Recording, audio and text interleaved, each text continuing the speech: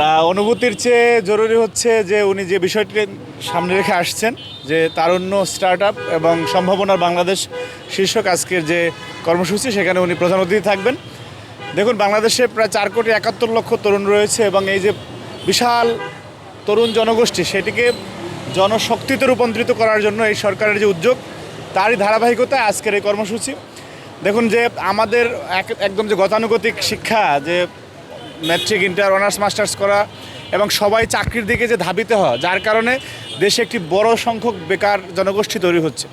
start up এমন একটি idea যে আপনি নতুন ব্যবসা, নতুন উদ্যোগ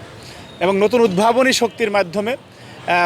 মনে করেন একটি ব্যবসা শুরু করলে একজন তরুণ, সেই তরুণকে রাষ্ট্র কীভাবে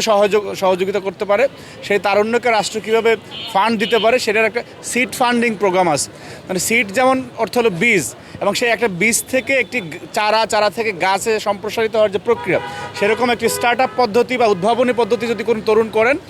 বা তারুণ্য শক্তির কেউ করে, তাকে রাষ্ট্র সহায়তা করবে এবং যে প্রত্যেকে যে স্বাবলম্বী হওয়ার যে প্রক্রিয়া এবং প্রত্যেকের জায়গা থেকে, যে এখন পৃথিবী চলে আইডিয়ার উপরে, কেউ ভালো আইডিয়া জেনারেট করে তারপরে তার মাধ্যমে আপনি নিজে এস্টাবলিশ হওয়া এবং নিজে যখন এস্টাবলিশ হবে দেশ উপকৃত হবে, সেই প্রক্রিয়াটাকে